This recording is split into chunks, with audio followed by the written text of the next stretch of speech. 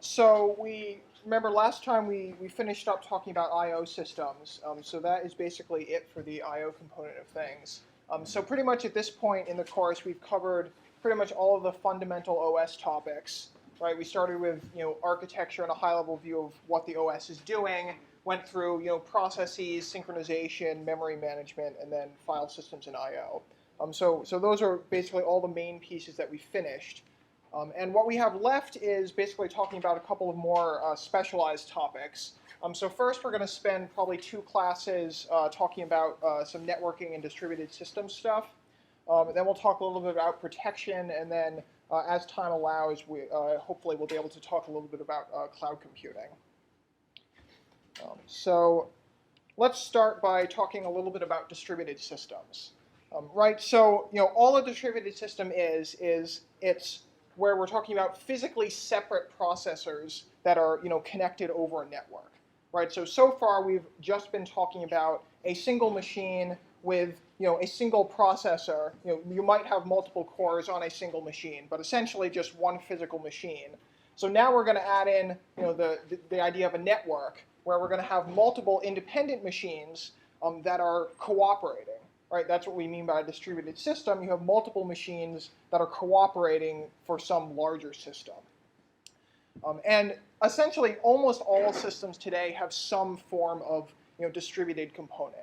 Right, so even something as sort of normal and boring and everyday as email, right, that is essentially a form of a distributed application, right, because you are running some kind of email client on your machine, talking to some mail server located somewhere else off on the internet, right? And so that's essentially a distributed system. Email is obviously talking, multiple independent machines talking over a network, right? And lots of other examples, right? So when you do something like print using a network printer, right? There you're doing the same thing. You're talking over a network to some other, independent component.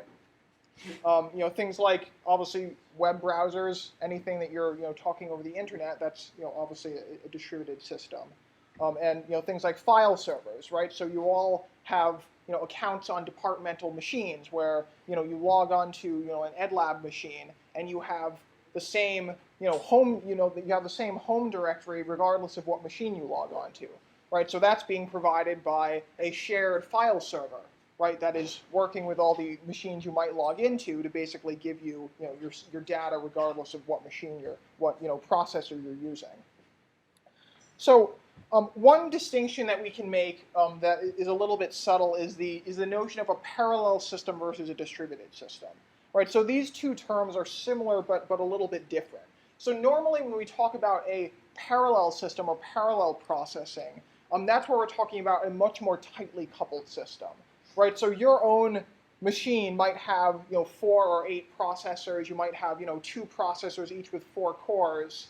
That is parallel processing where the system is very tightly coupled. You may have multiple processors, but you're sharing a single clock, you're sharing memory, you're running a single OS. It's much more logically a single system than a distributed system where you have multiple processors that each have their own memory that might be running completely different OSs. Right, when you run an email client, the email server may be running completely different software from your own machine.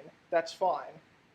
And another thing that distinguishes parallel from distributed systems is how frequent communication tends to be.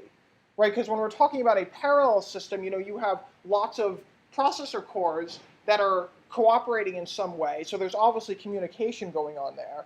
Typically what's happening there is you have your processors are cooperating, communicating over a system bus, right? And a system bus is very, very fast, can handle a lot of data, and so communication is very frequent and very rapid. Versus in a more conventional, distributed system, you're talking over a network, right? And we've talked about how, disks are really, really slow compared to memory, right? Hopefully you've gotten that, drilled into your head. But networks are even slower than disks. Right, networks are sort of even further down the food chain of what's fast. Disks are comparatively fast compared to networks. Right, so in distributed systems, a very important aspect is how to actually build efficient distributed systems without requiring a lot of communication, because communication is going to be very expensive when you're talking over a full-fledged network. So essentially, we're just going to be focused on distributed computing, but it's good to keep in mind sort of the difference between distributed computing and parallel processing. So let's talk about the things that we actually get with distributed systems, right? So why do we actually want to build distributed systems, right? So one nice thing we get is, right, we get resource sharing, right? Which is simply that, if there are resources stored at other systems, you can still access them without being at that physical system, right? So simplest example that I already mentioned is something like a shared file server, right? Where your files are sitting on one server, you can access them from any machine you're logged into, right? That's very convenient. That's very nice for you as a user. And this also extends to not just things like data sitting on a disk, but also potentially physical resources, right? So something like a printer, right? What is the point of a network printer? Well, a network printer is basically, the idea is that a printer is relatively expensive, and you don't want to have to purchase a printer for every person who wants to use one. So we're just going to purchase one, connect it to some machine over a network, and then allow everyone access to that networked resource. And I also mentioned keeping files on a file server. That's also allowing us to basically give the same computing environment regardless of what machine, what physical processor you might actually be using. Right, so resource sharing is one important benefit. Another one that we probably think of immediately when we think of distributed systems is systems that can run really, really fast, or handle a lot of users, right? Because the idea here is that if you have 10 processors instead of one, right, you can potentially maybe handle 10 times as many users at once, or depending on how your application is written, you might be able to run the same task 10 times faster potentially. If you have some very, very large, complicated task that you're able to split up into little pieces and send each of those pieces to an independent processor, right, you might be able to complete the same task in a tenth as much time. Right, so when you give n processors, potentially you're getting up to n times the computational power. Right, but of course doing that is assuming that the task you have is easily decomposable. Right, so one of the things we'll see with distributed systems is that to design distributed applications, there's really a lot more. You have to basically take a lot of care in how you design your application, right? Because probably most applications you've ever written are designed to be run on a single processor, right? And you can give yourself 10 machines, but you would probably have to rewrite your entire application in order to be able to actually make use of more machines, right? Because the programming models are very different, and there are other issues to consider.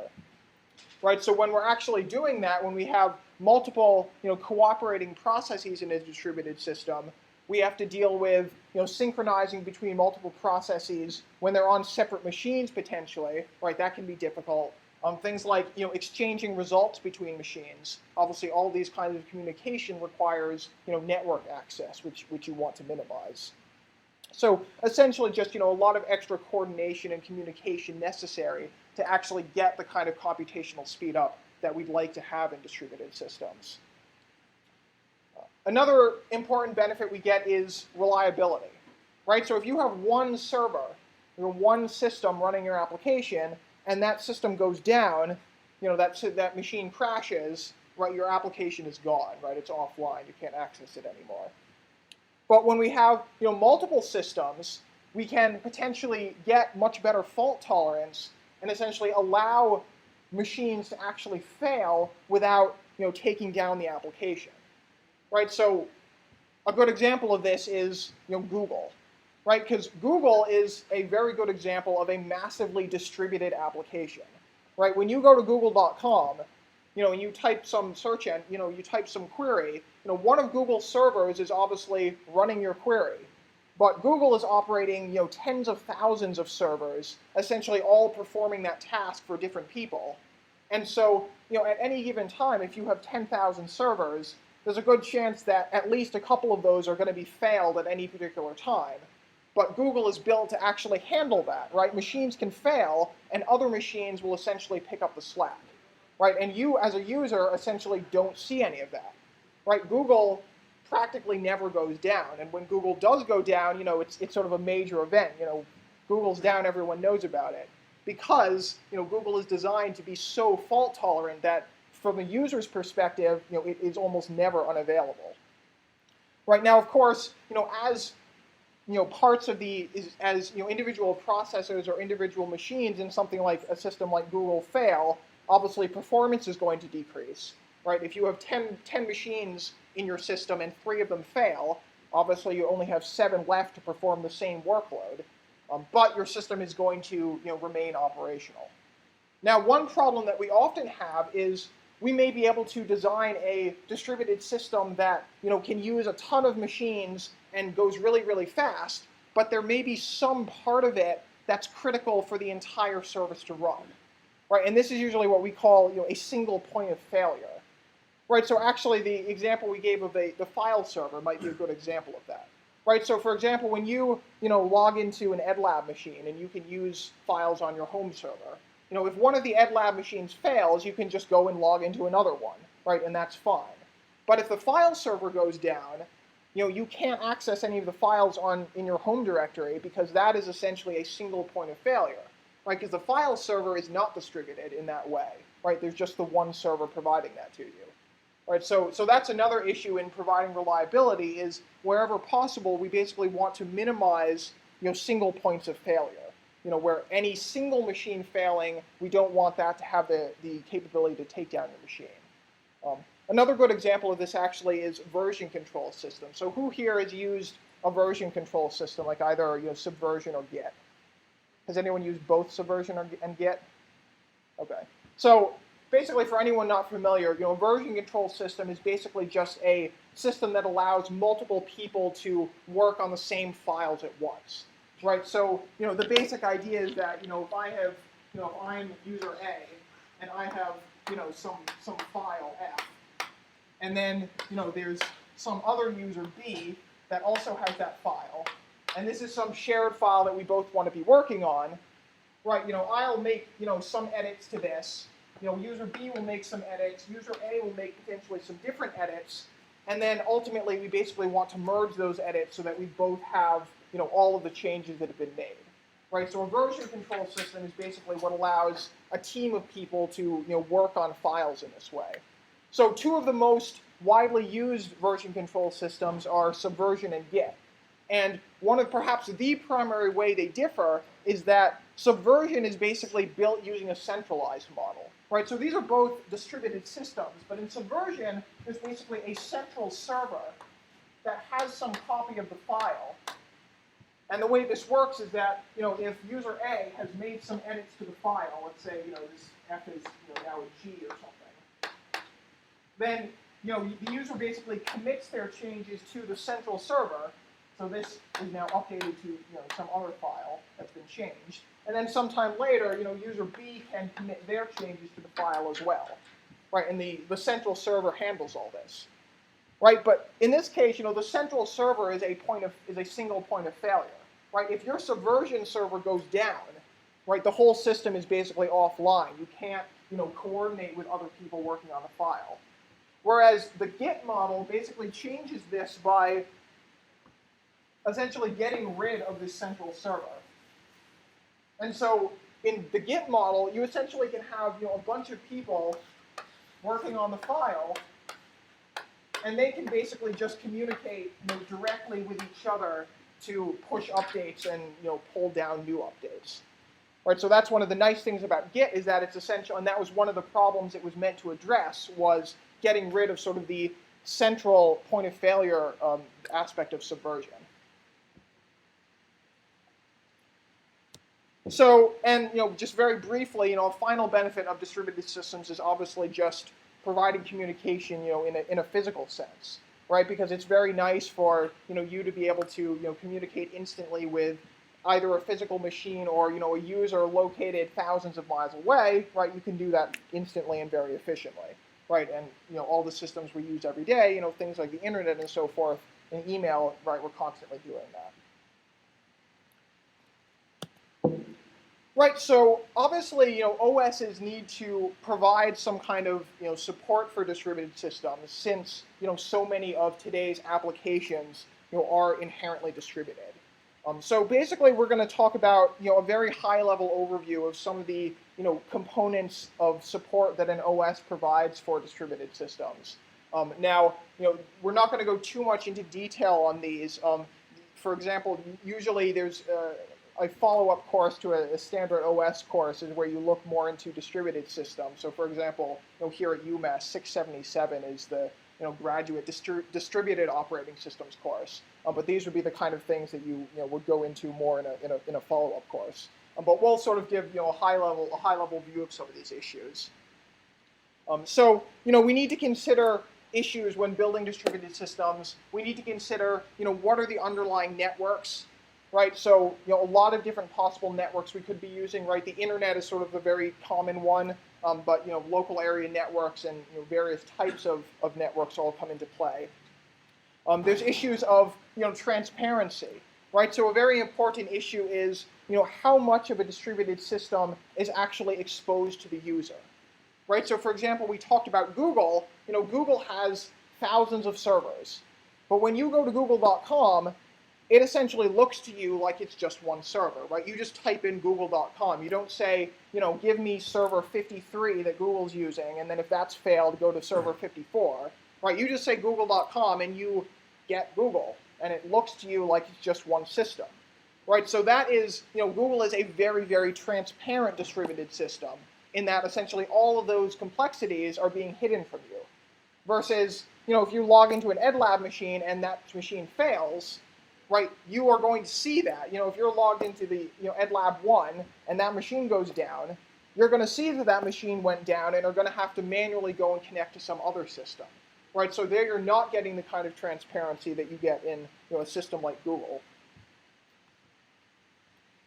So security is obviously another important one, right? Because when you're opening up your systems to users across large networks, especially essentially a global public network like the internet, right? Lots of very important security issues to be aware of.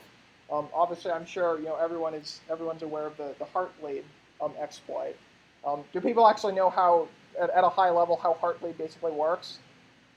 Yeah.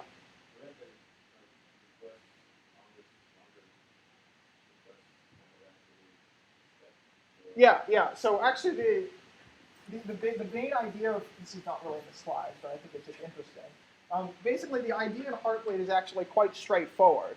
So basically, the way that the TLS, which is basically a protocol used for encryption on the internet, basically one of its features is what's called a heartbeat, where if you have two servers, you have some server A and some server B, or rather a server and a client, right? And they're talking over some encrypted connection, right? Basically, what the heartbeat is it's a way for a server to basically send a message.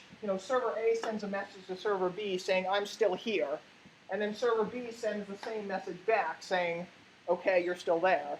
And that's basically just a way to keep a connection open between two machines so that they don't have to reestablish the connection every time they want to communicate. Right, so basically the Heartbleed exploit is that the way that the protocol is designed, the way that this communication, this heartbeat protocol is designed, is when this machine A sends this message to machine B, this machine takes that same message and sends it right back to A. Right, so I give you the message and it has some data in the heartbeat message, and the machine takes that data and sends it right back to you. Basically, the exploit is just that when you send that message, you basically say how long it is. Right, so if I send you a message, hi, I'm going to tell you that that message is 2 bytes long. Right, but essentially the issue here is that server A could send this message hi, which is 2 bytes long, and say that it's actually, say, 1,000 bytes long. And what ends up happening is that server B then wants to send this message hi back to server A, right? That's the second part of the heartbeat. And the bug is that using this, this particular implementation, OpenSSL, of this protocol, this length of this payload message is not actually checked. So basically, server B doesn't actually verify that the message you sent is actually 1,000 bytes long. So server B basically then allocates this 1,000 byte long array of memory, essentially, which contains a bunch of stuff that server B was using, essentially arbitrary memory contents, and writes this message into this buffer, which is just hi. Right? And then there's all this blank memory, or rather it's not blank, it's essentially arbitrary memory read from the server, and the server then sends it right back to A. Right? So the bug is essentially that all of this stuff here could be really sensitive memory contents, things like passwords and private, and security keys. Essentially stuff that you really do not want sort of an arbitrary machine to be able to read. Right? So very, very simple bug with a very, very simple fix, which is that actually verify that the stated length of the message is actually equal to the length of the message. Does this make sense? Right, so this is, very, very simple, sort of simple, but a little bit subtle bug. And these kinds of things, are very much a concern in any kind of a distributed system, right? These kind of bugs are very, very easy to introduce, yeah. So when A, this may be the client, this could be the nefarious attacker, basically sends this message with hi, and basically says the contents of this message includes the actual message plus some additional header data. And the additional data includes how long the message is. Right, so A is basically just saying this is actually 1,000 bytes long. Server B doesn't bother to check that and just takes a chunk of its memory. And right, the idea is that if this were actually 1,000 bytes long, you would just copy it into this and that would overwrite all of that old data, which you would then send back. But because this old data is not overwritten, because the original message was not that long, that's where you essentially get arbitrary memory contents just sent back to the client. Right, so you can actually look up essentially the patch for this major exploit is one line of code. Right, it's essentially just adding like a less than sign. It's basically just checking, is this less than the actual stated length, and just return, just ignore the packet if it is, and that's basically all there is. So, that was just sort of a interesting, a case of security in the news. Reliability we already talked about somewhat.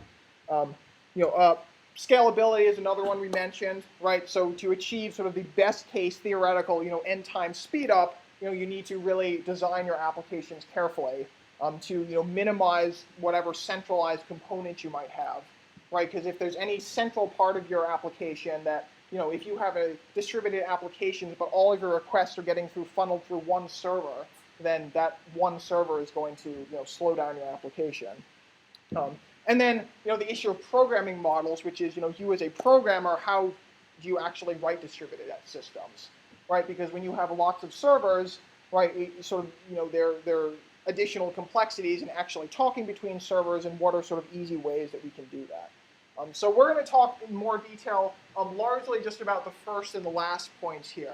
We'll talk a little bit about communication in networks, and then we'll talk about programming models in the context of RPCs, which may be something some of you have heard of. So, we talked about what the benefits of the benefits of distributed systems, right? But there are also, important challenges. Right, so essentially the primary downside is just one of complexity overall. And obviously, to give you a sense of the kinds of things that we deal with distributed systems that we don't have to deal with non-distributed systems, are things like timing. Right, so timing seems like a pretty boring issue, right? You have time and that can be used to order things. Right, but when we're talking about a single system, you have one clock, right? You have one hardware clock that's giving you a time. When you move to multiple systems, you now have multiple clocks. And in the real world, clocks are not exactly synchronized. There are basically ways that machines use to approximately synchronize their clocks, but in practice, clocks are never going to be exactly synchronized, at least not in sort of an off-the-shelf computer. So, to give you a simple example of why this could potentially be a problem, so who here's used make before? Most of you.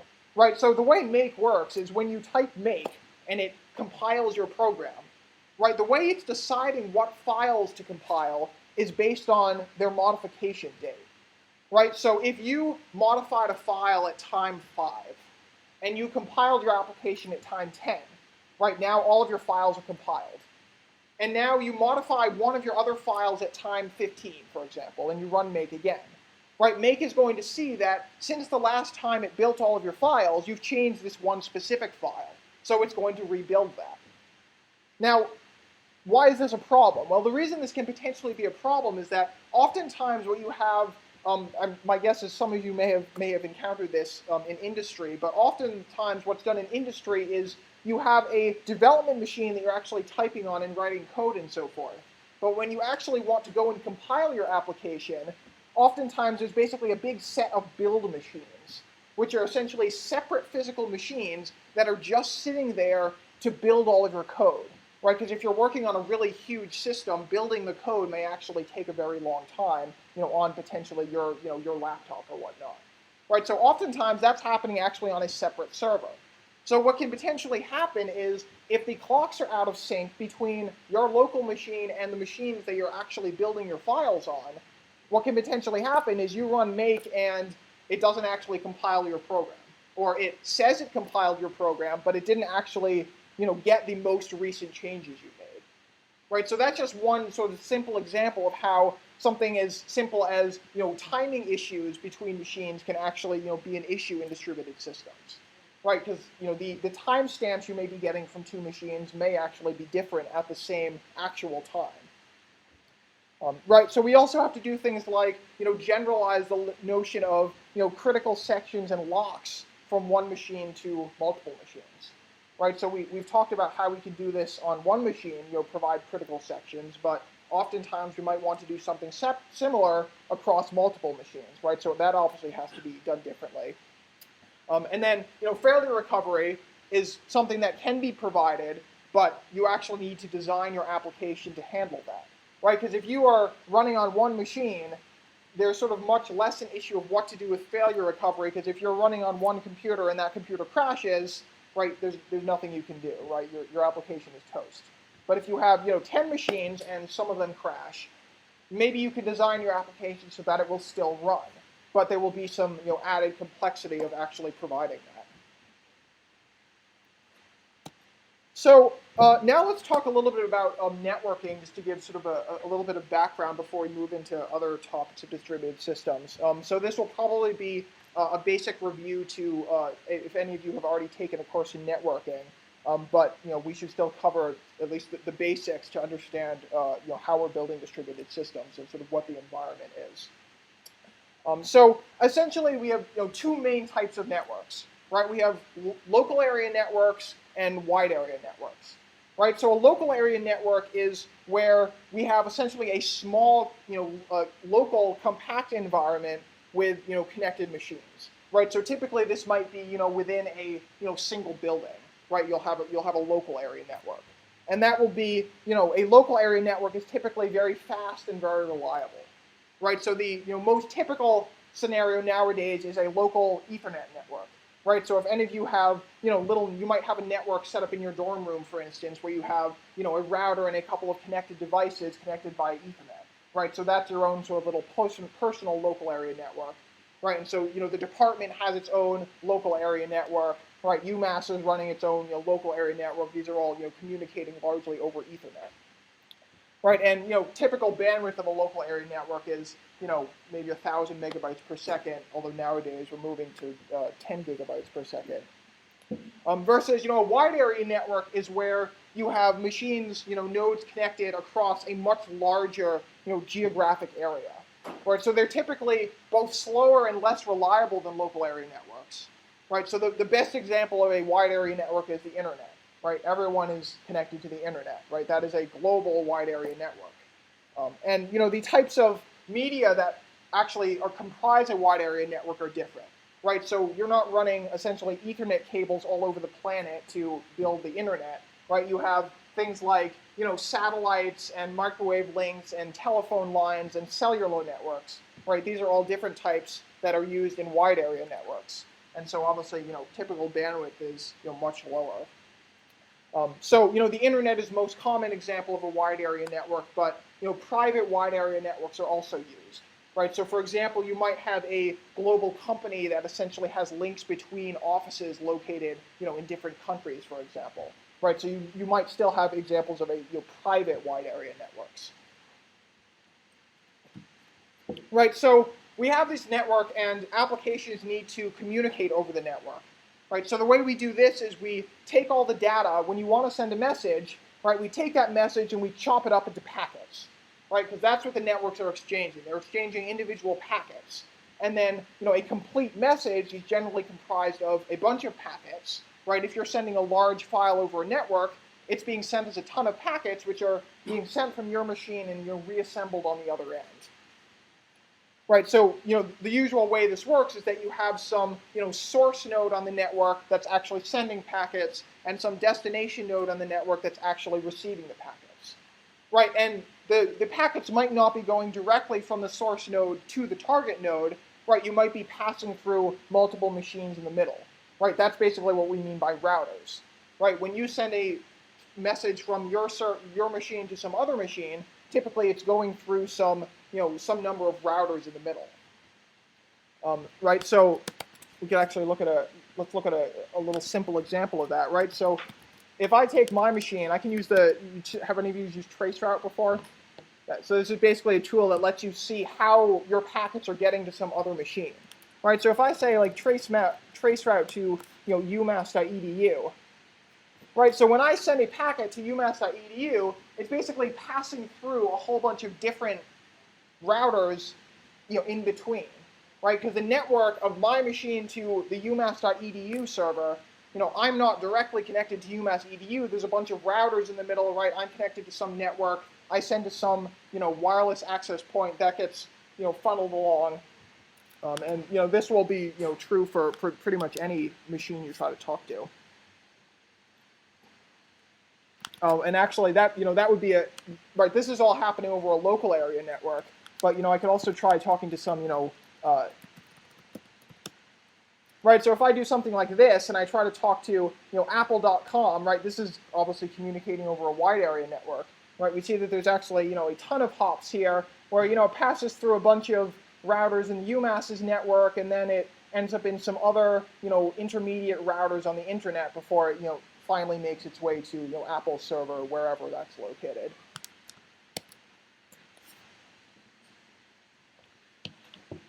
Right, so a good sort of analogy for how this is working is it's sort of you can use basically a road analogy to describe this, where right, so if you envision a network like a network of roads and highways, right, then cars are sort of what you want to get from point A to point B. So those are essentially the packets, and you essentially have routers governing how packets can actually move along the network. Right, so you have things like road signs and lights that are ensuring that even if you have a ton of cars on the road, you're still going to be able to get traffic through, right? Because routers are having to deal with things like if you have too much traffic trying to too many packets being sent over the network, right? Networks have a finite capacity that they can actually handle at once, so routers are going to make sure that traffic is still actually flowing, even if it's potentially slower due to a lot of traffic at the same time. Right, so just as you could have a traffic jam, you can in a network you can essentially have a contention due to the fact that the network is a shared medium. Right, so communication is typically implemented always implemented using some protocol. Right, so a protocol is basically just some agreed upon set of rules that allows machines to communicate to each other. Right, so this is kind of like a shared language that allows multiple applications to talk to one another. Right, so your application agrees to speak some particular protocol, and then you'll be able to communicate with any other application using the same protocol. Even if that other application is running on a completely different server, running, a completely different OS on a different type of hardware, right? Everything would be different as long as you're speaking the same protocol, right? So, what's a good example of a protocol? Someone name a protocol. Yeah. IP. Yeah, IP is a protocol, right? So, what's a protocol that we use when we're using a web browser? Right, HTTP is what your web browser is speaking, right? So a web server is talking HTTP to a web browser, and that's how they're exchanging a web page. Lots of other types of protocols, right? So things like SMTP is a protocol that your mail client will use to send email messages, right? FTP, file transfer protocol, obviously is used for transferring files. Right, SSH, which I'm sure most of you use, right, remote login, that's another protocol. So lots of different protocols used for all different types of things.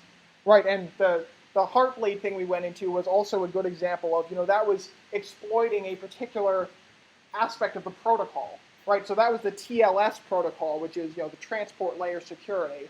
But, one of the aspects of that protocol is this heartbeat thing. Right, so that was, whatever this server is, if it's running that, if it's talking that protocol and it has the particular implementation of it, then that's, why that bug was such an issue. Now remember that when we talked about OS design, oh so long ago, we talked about, the layered OS design, and we said that, that was not often used in practice with the notable exception of networking, right? So in practice, networking actually does use a very much a layered approach. Right, so that's again layered approach is where we have a bunch of stacked layers, and each layer only communicates to the layer below it and the layer above it. Right, so the classical picture of the networking protocol stack is essentially this 7-layer stack, where at the top of this is going to be the protocol that your application is actually speaking. Right, so that would be like HTTP. Right, that's what your web browser is actually speaking. Right, and then down at the bottom, you essentially are communicating over the actual physical medium that the network is using. Right, so for example, if you're talking over Ethernet, then there's essentially a wire there that you're actually sending signals on. And normally the way this works is that the bottom couple of layers, usually from the transport layer down, are actually provided by the OS, and layers above that are actually provided by the application itself. Right, so for example, the transport layer is basically responsible for getting packets from machine A to machine B, which may include some intermediate hops across routers. Right, versus the network layer is basically just going point to point from one machine to the next intermediate machine, and so on and so forth. One of the most common layers we find here are, so one of the most common, sort of instantiations of this protocol stack is TCP/IP, right? So this is, probably, I'm sure many of you are familiar with this, right? So essentially TCP is, the transport protocol, which is actually, handling things like sending packets and ensuring that they're received reliably. Essentially this is the 7-layer model mapped onto TCP/IP, where up at the top layers are provided by whatever the application is, right? So that's anything from FTP to HTTP, all of these various things which are in the application, and then what the OS is actually providing are layers 1 through 4, right? So layer 4, the transport layer, is typically either TCP or UDP. Right, the difference basically there is that TCP is what we use most of the time, and that's basically the idea to be a reliable protocol, right, where you send things using TCP and you basically are guaranteeing that if I send packets in a certain order, they're actually going to be received in that order at the destination. Versus UDP is basically a separate protocol that you can use instead of TCP. That is unreliable, so it's essentially providing much fewer, many fewer guarantees. I don't know if any of you have ever noticed UDP in your systems, but the types of applications that I know I have seen, for example, networked games often use UDP rather than TCP, partially because it's essentially a lower overhead protocol. Right, and so then under TCP or UDP, we have IP is layer 3.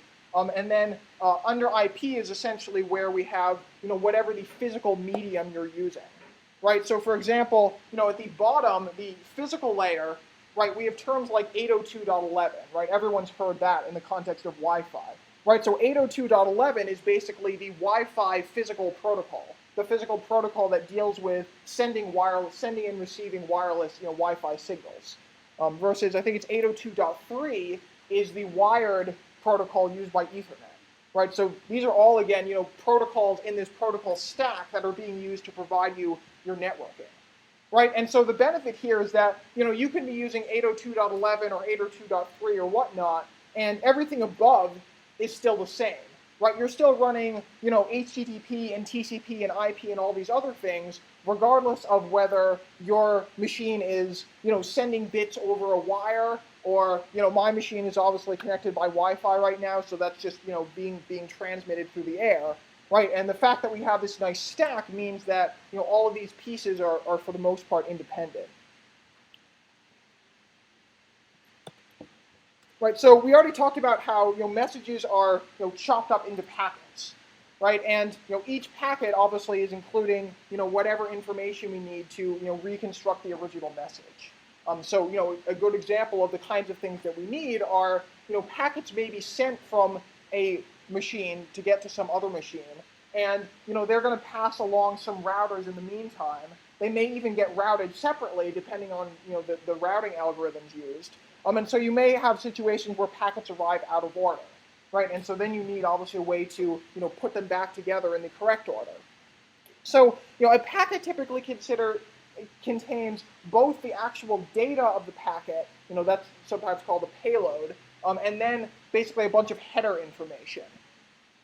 So for example, this here shows essentially the format of an Ethernet packet, where an Ethernet packet is, a single Ethernet packet can contain up to 1,500 bytes of actual data, right? So that's this stuff here.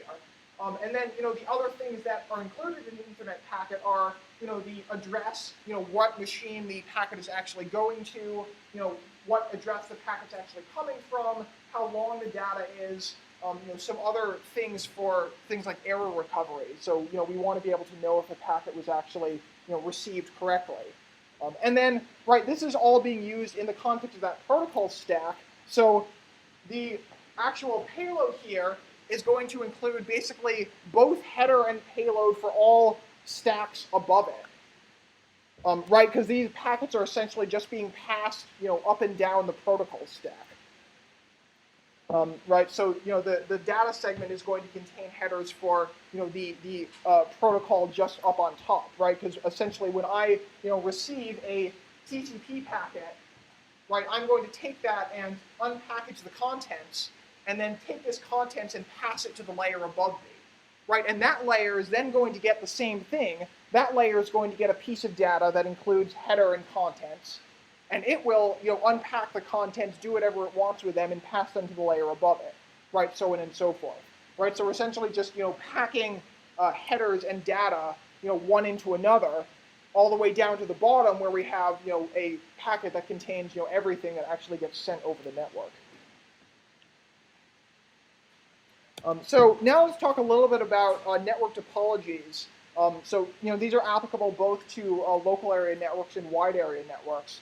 But this is essentially talking about how we actually lay out machines in a network. How machines are actually going to be connected. Right. So simplest approach we can use to laying out a network is fully connected, where every network is going to be connected to every node is going to be connected to every other node.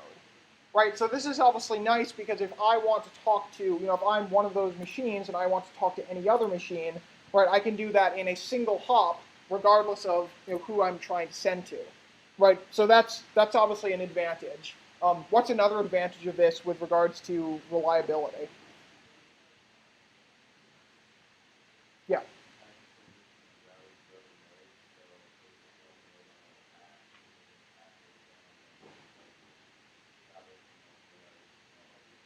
Right, exactly. So since you can talk to anyone else directly, right, this network is very, very resilient to failures, right? Because you can take down any node there, and every other node can still talk to every other node, besides the one that went down, obviously, right? But this is essentially as reliable as you can get, right? You can take down all but two of the nodes, and those two nodes will still always be able to talk to each other, right? So that's nice. What's the obvious downside to doing it this way? Yeah.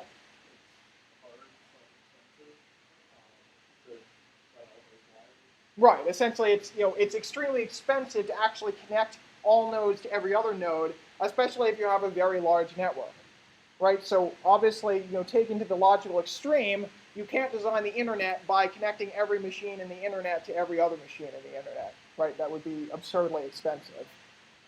Right. So in general, this is not a very practical approach. It's going to be impossible with a lot of machines, and even with a relatively compact local area network. Right. This is still not going to be the case. Right. And like we saw that when I was sending to umass.edu, there's still a bunch of intermediate machines that my packets are being passed between.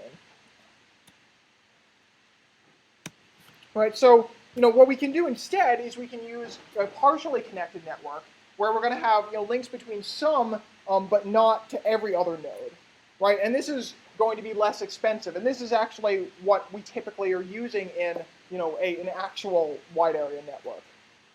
So this is less expensive. We can actually do this, but what's the possible downside of this approach? Let's say we have this example. What could happen that would be bad? Yeah. So that's true. So it might be more expensive to communicate because you're having to pass through multiple machines.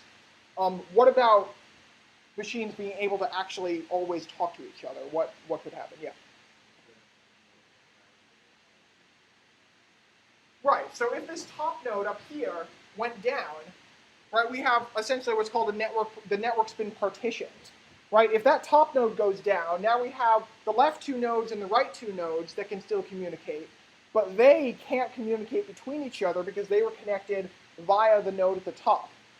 Right. So if we have this, then it's possible to partition the network, which is bad. Now, obviously, the more connections a given node has, the less likely a partition actually is. And we actually need some kind of a routing algorithm now, since if I'm this node here, and I want to send to this node over here, right? I need to decide how my packet should actually get routed to get there, right? I don't want it to just say go in circles among those three nodes on the left, if we're not careful about how we're actually routing things.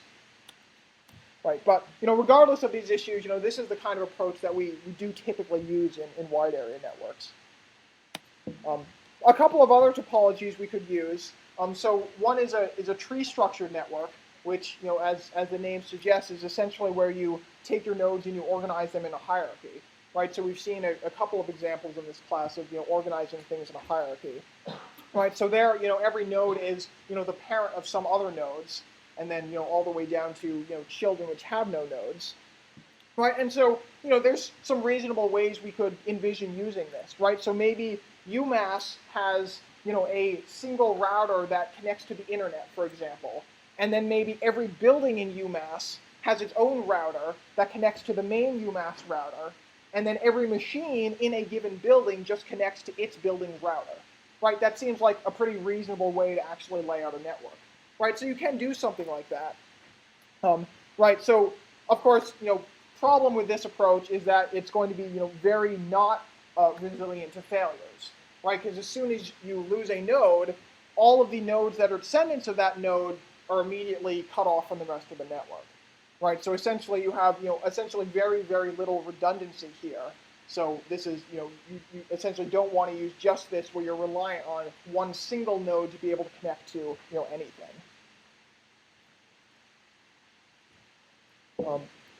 Another type we can use is a star network where we essentially just have a single central node that everyone else is going to route through.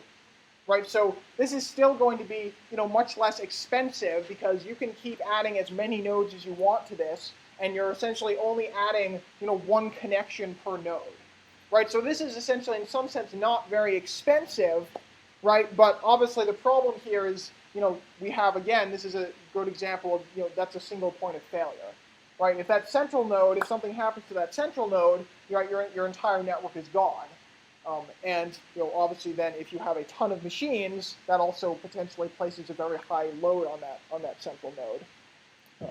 But this is actually what we often use for a small local area network, right? So if you have some home network, typically what you might have is you have basically one router or maybe one Wi-Fi access point, and you have, a bunch of, you may have a laptop and a phone and, a game console or whatnot that are all talking to that one router, right? And if that router goes down, right, your network is toast, right? And that is typically what we actually do, right? And that's not usually terribly normally we don't sort of think about that because our routers maybe don't die that often.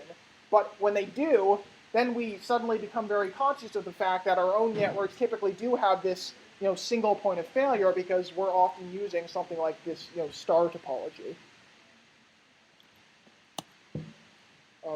Other types of topologies. This is sort of more interesting, sort of for historical interest. But what was not so much used today, but used to be used, was a ring network, where essentially you have nodes organized in a ring, and they basically are only sending in one direction around the ring, right? So you could either be sending, messages to the right, or potentially, if you have a bidirectional ring, nodes can send messages in either direction. But actually, early local area networks use this topology as well. So has anyone ever heard the term token ring network? Okay. Yeah, that was basically a token ring network was a very early competitor to Ethernet, where essentially when you would get a network card, you could basically specify whether you wanted it to be in Ethernet mode or in token ring mode. And token ring was basically using this, where it was this ring network. And basically, depending on the network layout of your organization, you would either need to be using Ethernet or token ring. Obviously, token ring is sort of obviously lost because everyone uses Ethernet now. But this is something that used to be used. And you can basically improve on the basic ring network by adding extra links, right? So if you add extra links, so in this case, a doubly linked ring is where you have nodes connected not just to their immediate neighbors, but also to neighbors 2 hops away, right? And benefit of that is, right, you become more fault tolerant, right? Because you can essentially lose more nodes here, and you will still have the entire network connected, right? Because if you have a ring, a regular ring, and you lose 2 nodes, right, you clearly must have partitioned the network if you'll lose 2 nodes. And lastly, one other type of topology that's often used is what we call a bus network, right? So in the previous types, what we've all talked about, right, every single link is basically between one node and another node, right? You send from this node to this node, and that's those are the only 2 endpoints of the connection. But you can instead have what we call a bus network, which is where you have a bunch of nodes sharing essentially a common bus, right? A common network connection, right? So it could either be arranged as a linear bus or a ring bus, and that's a single shared medium that all nodes can send across. So this is actually what is used in Ethernet networks. It's essentially a shared medium, and you have a bunch of machines connected to that same Ethernet network, and they are all potentially sending on the same network, right? And the downside of this, and one of the things that real networks are constantly dealing with, is collisions, right? So if you have 2 nodes that send on this network at the same time, right, they each send a packet on this shared medium, those packets are going to collide and essentially are going to become damaged, and you're going to have to resend those, right? So real Ethernet networks are constantly dealing with this issue of multiple nodes sharing the same, common bus network, essentially. Did you have a question? Or any questions on this? Yeah. So the ring bus and the linear bus, I don't know why, I feel like they're really similar to the star, because if, like in this case, it's the node dies, everything's broken up. Right. Yeah. But for the ring bus, if the central wait for the ring bus. Yeah, the ring bus. Yeah. If the network is like the center one goes down, it goes down, right? What's the difference between, like, they're all connected. Right. To a common network. Right. But it's the same thing. Isn't the same thing as the star? Or no? Because they're all connected. Well, so I mean, in the star, you're basically passing messages through that intermediate machine. So that intermediate machine is potentially doing things like, this is basically letting you potentially send multiple messages at the same time, right? Because if I could be sending, if I'm this node could be sending a message and this node could be sending a message, right? And this machine is receiving both of them and then sending them out. Versus on the bus network, only one machine can ever be sending it once. So that would be like right? Or you need the ability to pass something. More like the ring bus. Yeah, the ring. Yeah, that's where you can only send one thing at a time. Yeah. Versus in the star network, you actually have a machine in the middle that basically everything is being passed through, but there are independent links to that machine in the middle. Do you have a question? Oh, okay. All right. Any other questions on this? Okay. So that's pretty much it for our brief overview of some basic networking stuff. So now let's return to talking about distributed systems more specifically. So remember we talked about one of the most important things that's going on in a distributed system is resource sharing. Right, so when you have machines that are cooperating, obviously they're cooperating on data or computation or potentially both. So we can basically consider three main mechanisms for actually sharing resources. Right, so we can have data migration, computation migration, or job migration. Right, so a good example of data migration, where we're basically moving data around, is something like email. Right, because in email what's happening is you have your mail client, and it's going and fetching data from some mail server. The mail server is transferring the data to you, and then your mail client is displaying the data, displaying your message and whatnot. Right, so that's essentially data migration. Versus computation migration, a good example of that would be something like a search engine, right? Because if you think about what's happening in a search engine, is you're typing in some query, right? And that query is basically being sent to somewhere where the data is actually located to run the computation, right? Because your local machine does not run that computation, right? The actual process of running a search engine, right? There's some massive, index of web pages that your query is being, compared against, and that's housed obviously on, say, Google servers have that search index, right? So you send your search query to one of Google's servers, that's moving the computation to the data, and then the computation is actually, performed there, and then it, sends you the result, right? So that's essentially, the opposite approach. Now, we could also consider, job migration, where we're moving both computation and data. Now this might seem a little odd, but a good example of this, has anyone here run something like SETI at home or folding at home? People know what those are? All right, so there are essentially these distributed computing platforms that basically let you rent out machine time to do scientific research. Right, so for example, SETI at home, the basic idea is it's this project that is analyzing a lot of radar data, essentially, to look for aliens. And so essentially what you can do is you can say, okay, I'm going to donate my machine time, and you link yourself up with the SETI at home project, and what that does is they have a server that basically sends your machine pieces of data, and then your machine crunches the data and sends back some result. Right, and so the more machines they have, they're essentially doing job migration. They're taking pieces of data, farming them out to other machines where they actually get computed. Right, so there we're essentially doing both moving the data and the computation out to some other machine. Right, and folding at home is a similar idea. I'm looking at protein foldings, but it's essentially the same idea. It's contributing your machine to be part of that distributed system that's performing scientific research. Yes. There's something like that job migration. Yeah. So Hadoop, it probably would be closest to job migration. In many cases, it may be some hybrid of, data is moving, but computation is moving as well.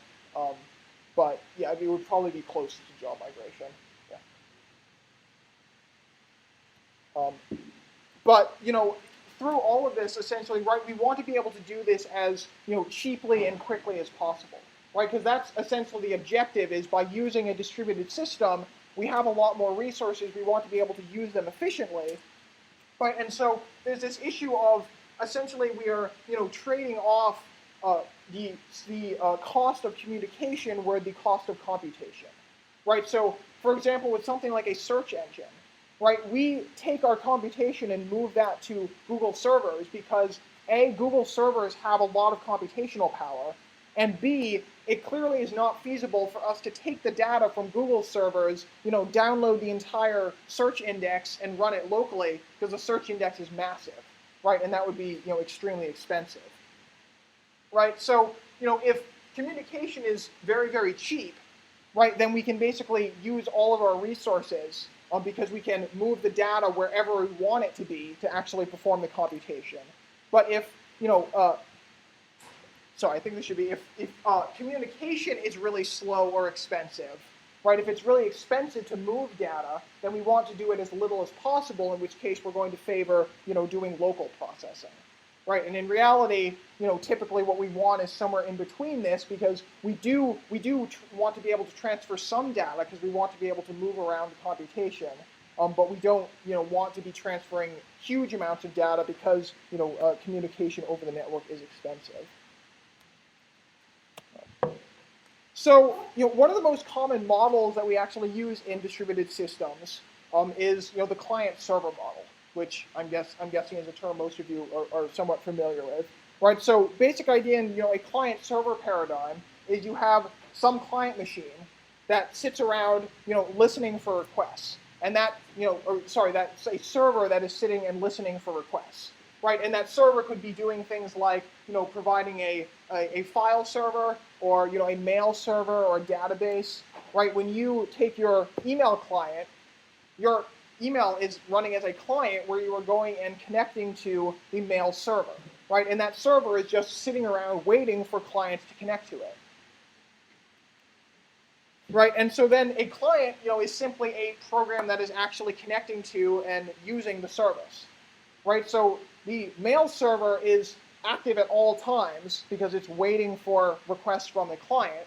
But you can shut down your machine whenever you want. Your client is not listening for anything. Your client is just going and talking to the mail server, right? So the client-server model is one of the most used models. The main alternative model is what we call the peer-to-peer model, right? So in the client-server model, right, the client and the server are very much distinct, right? They have very separate roles, right? The server is sitting there always active listening, and the client is actually initiating communication to actually make use of the server. Whereas in a peer-to-peer model, that's essentially where we're erasing the distinction between a client and a server, where we have a bunch of machines that can talk to each other, but they can essentially function either as a client or a server, right? So a good example of a peer-to-peer application is something like a file sharing system like BitTorrent. Right, that's a peer-to-peer application, right? When you start up a BitTorrent, application, right, your machine is simultaneously going and connecting to other peers who are sharing files, and also essentially advertising your own machine as a server that other peers can come and connect to, right? So you're basically functioning both as a client and a server, right? So that's basically the peer-to-peer model. But client server is what most types of applications use. Mail or a web browser is a good example, right? When you fire up a web browser and you go to google.com, right? Google is running servers on its machines, and you are just running your web browser as just a client that's going and talking to those servers to request web pages. Right. So let's consider how can we actually implement clients and servers. So one common approach that we'll talk a little bit about is RPC, which is a remote procedure call. So this is basically something that your OS provides that basically makes it much easier to do something like a client-server model to actually communicate between machines. So how many of you have actually done some network programming where you have a client and server? Okay, so many of you.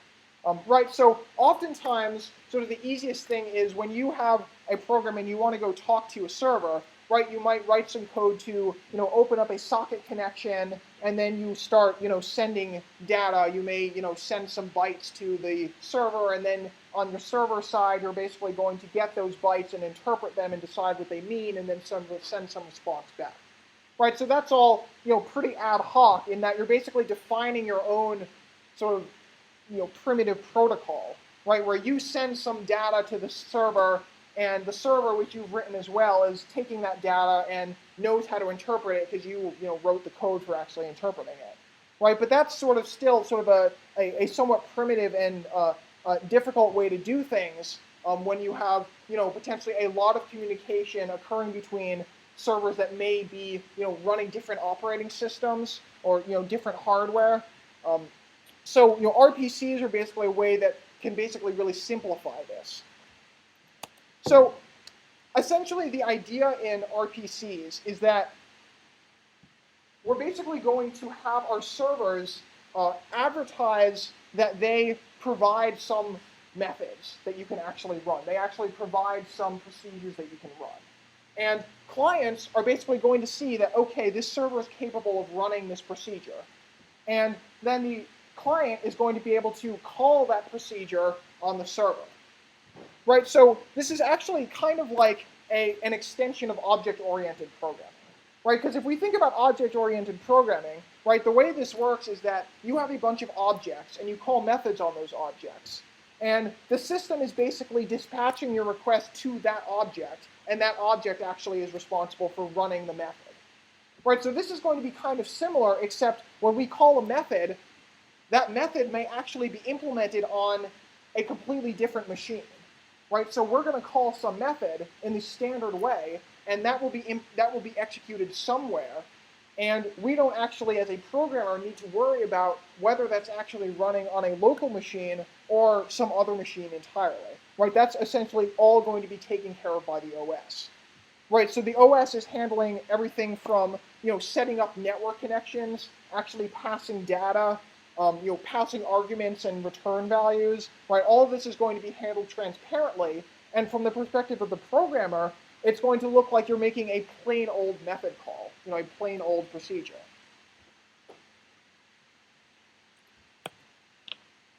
So essentially, the idea is that we need some runtime system that's actually going to be able to handle passing arguments across the network and packing and unpacking data to actually ship across the network. So this is all handled through what we call stubs. So essentially, a stub is basically a piece of auto-generated code by the RPC system that actually handles doing the communication across a network. Right, so let me just sketch a picture of this.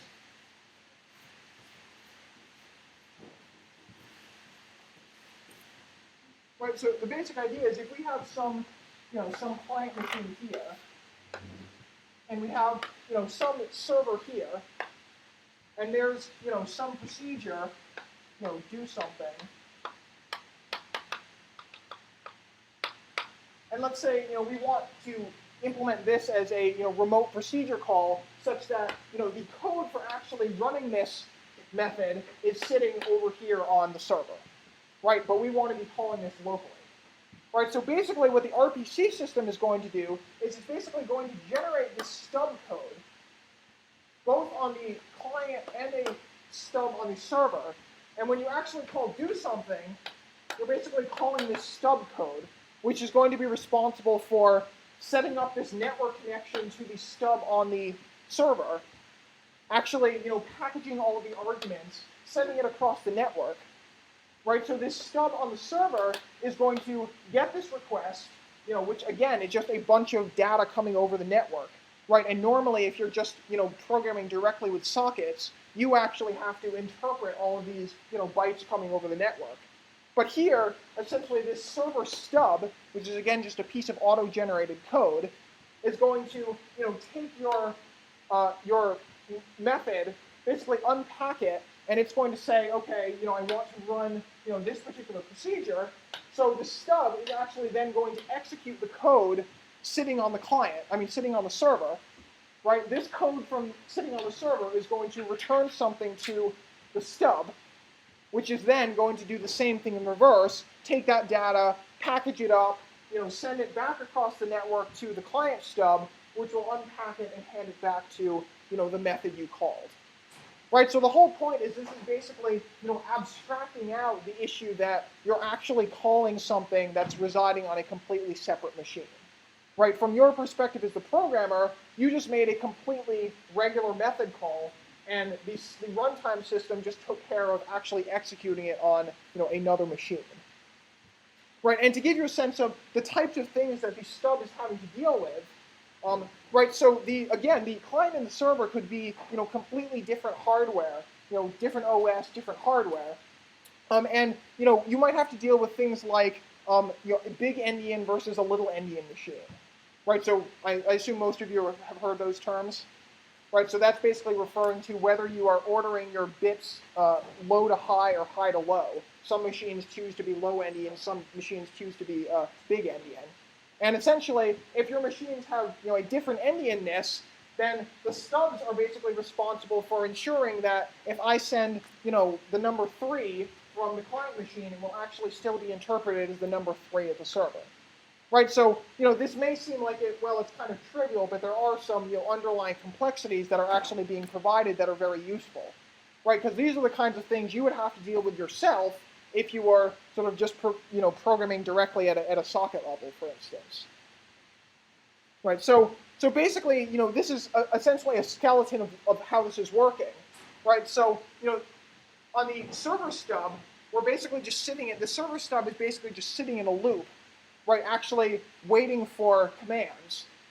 And when you actually get a message, you're basically taking that message, you're unpacking it into the name of the procedure you're calling and the arguments. Right? Then you're actually calling the procedure. Now typically this works in a multi-threaded way. So typically when you do this, the server is basically creating a thread to run the request that was just received. Right? Because the server could be receiving a lot of requests all at the same time. And then once the procedure is finished, you're building up a reply and sending it back to the client. Right? And the client is basically on demand being given a message, say, call this message on this other machine, right? So same essentially thing, you're sending a message to the server, waiting for a response, unpacking it and returning it. I think I'll stop there because we're out of time. We have a little bit more to cover on RPCs, and then next class we'll talk about distributed file systems.